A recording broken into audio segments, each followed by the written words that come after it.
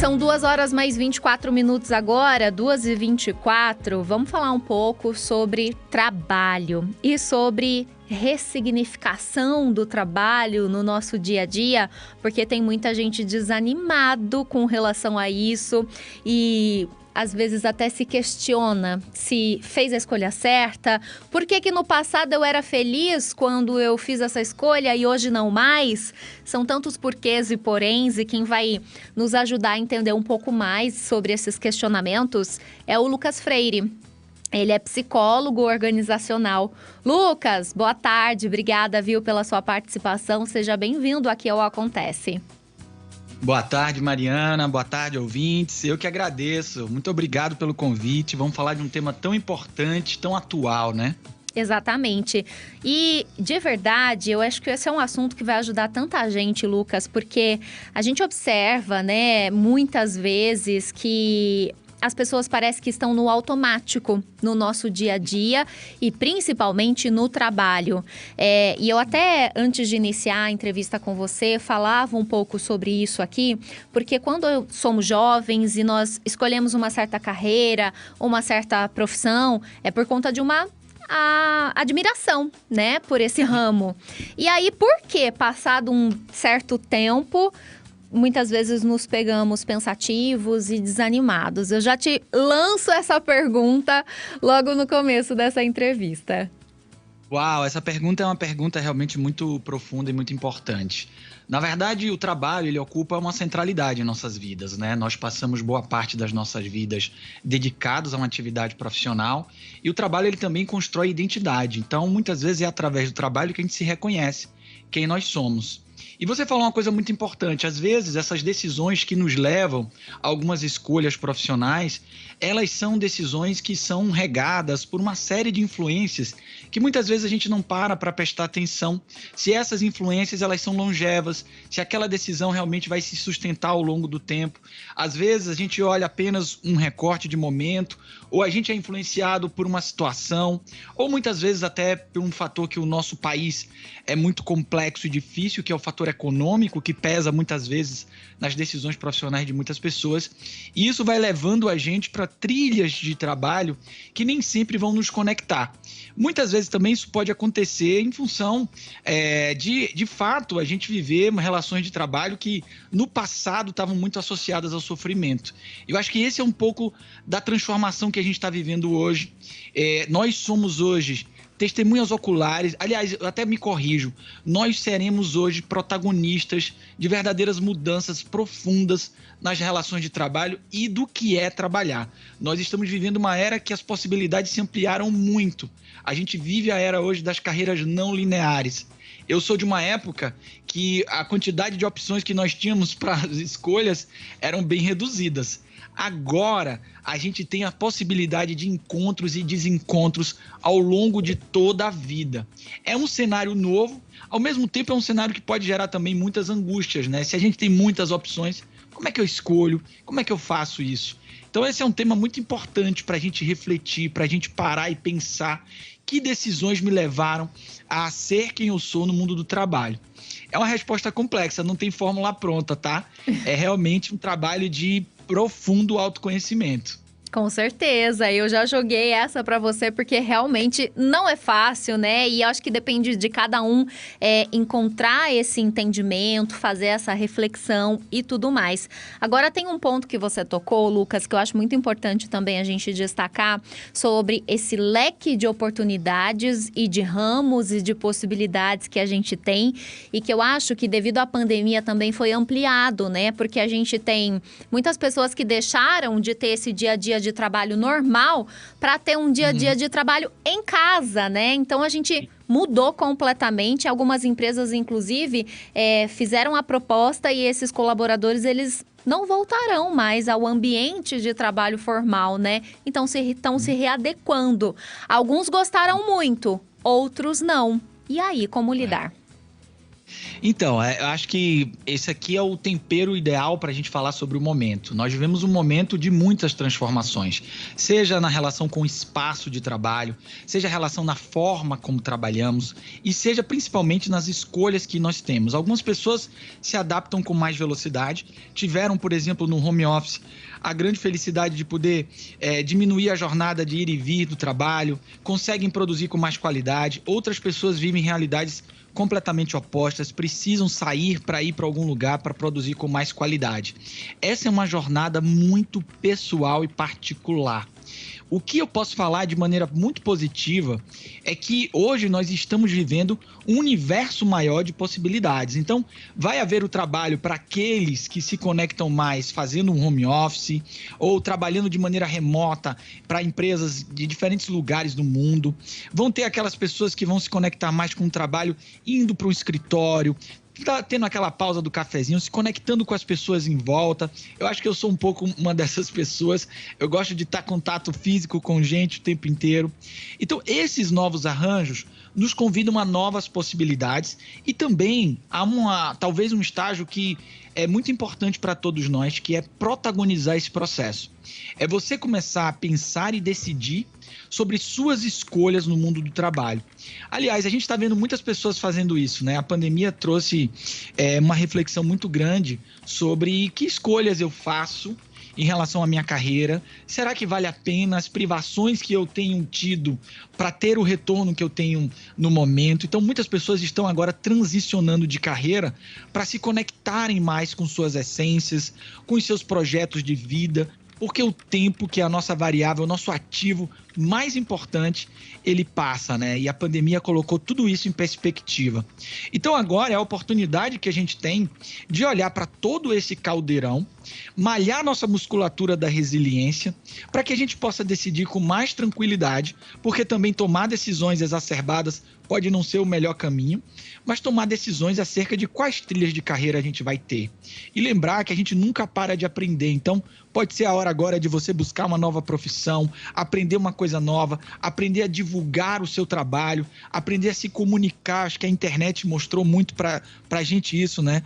As carreiras não lineares, elas se tornaram muito maiores com a internet. Agora eu posso, de repente, mostrar para o mundo que eu sou um confeiteiro de mão cheia e eu agora posso ensinar pessoas confeitaria, tudo online. Então, a gente tem agora uma possibilidade de reinvenção muito grande. Agora, lembrando que tudo isso ocorre no mercado de trabalho. O mercado de trabalho tem limitações, não é um mercado que todo mundo vai ter o que quer. É uma coisa que cada um precisa batalhar para conquistar, porque todo mercado pressupõe trocas, pressupõe um exercício de você entender o que o mercado precisa. Então, é muito possível, mas também não é muito simples, né? Precisa de muita dedicação. Com certeza. Lucas, enquanto você falava, chegou aqui uma participação da nossa audiência do Morente, é o Wagner Morente, aqui de Limeira, bastante conhecido, e ele conta: sou fotógrafo há 32 anos e ainda amo o meu trabalho. Aliás, não é um trabalho, é uma diversão. Estou muito satisfeito com a minha profissão. E a ideia, é lindo esse relato dele, mas que todo mundo também pensasse assim, né?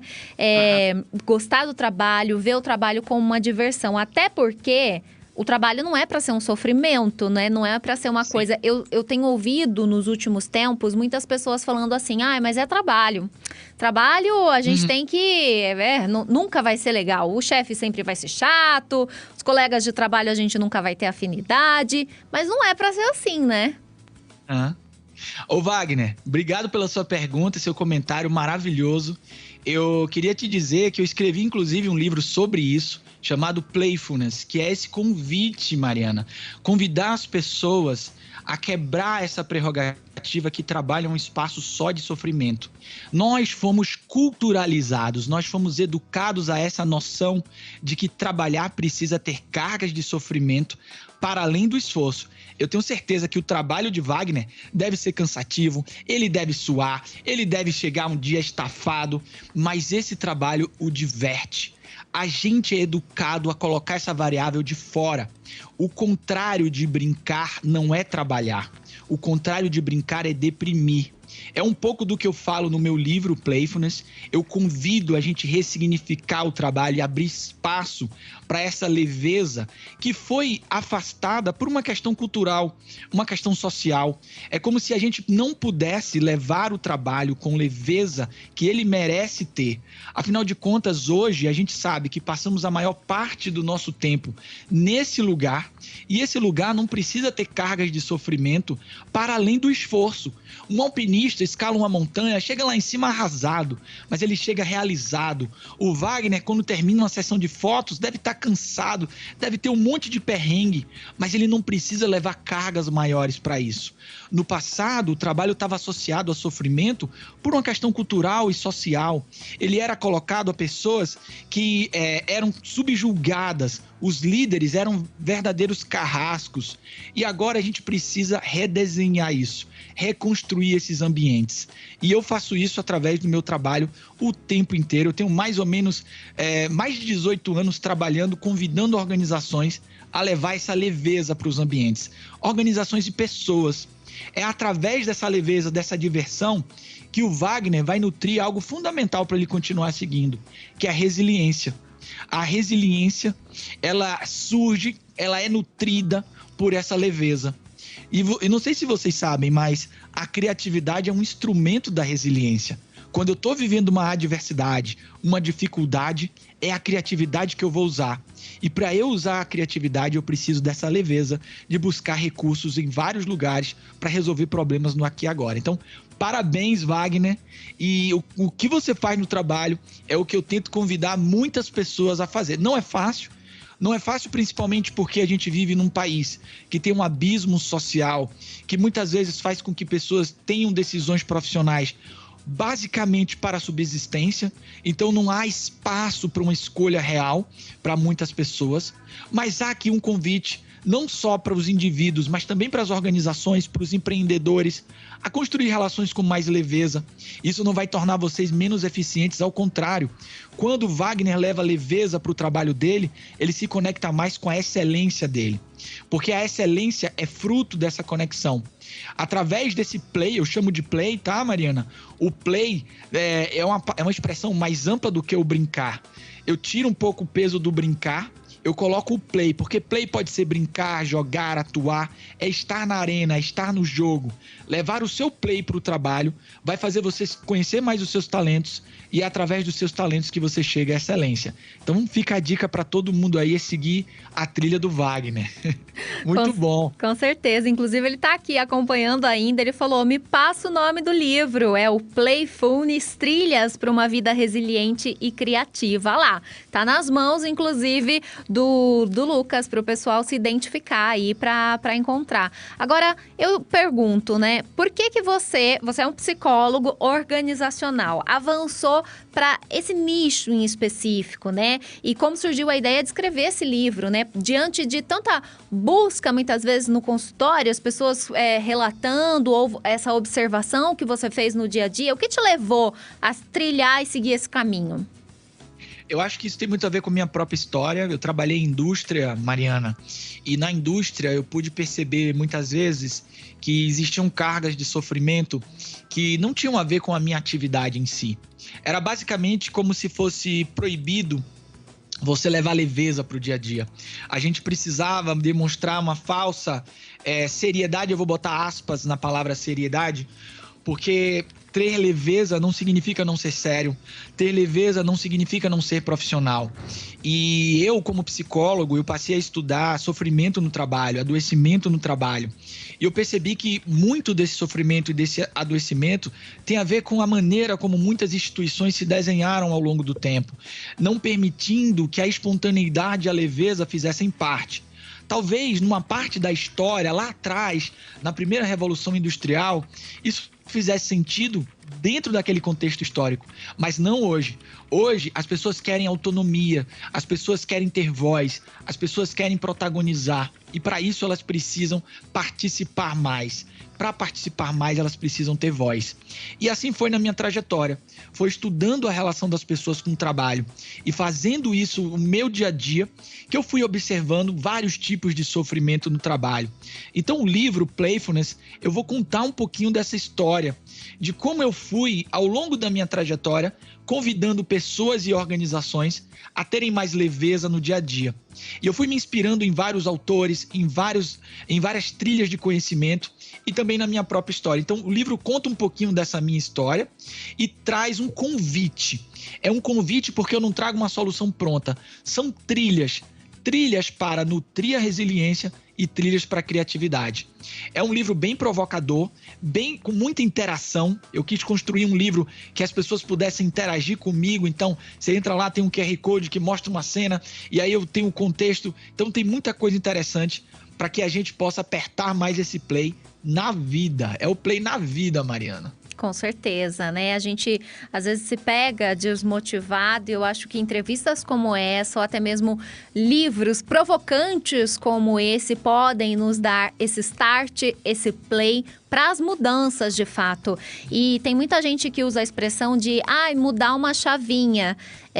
E algumas pessoas falam, mas não é tão simples assim. No fim das contas, até que é simples, mas se você tiver o caminho, né? Se você conseguir identificar esse caminho, é algo simples. A gente não precisa dificultar tudo o tempo todo.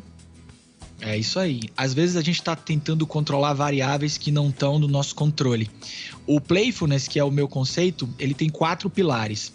Um dos pilares é a resiliência estoica. Eu uso a filosofia da sabedoria dos estoicos para convidar as pessoas a exercer controle sobre aquilo que elas podem exercer. Os estoicos fazem muito isso.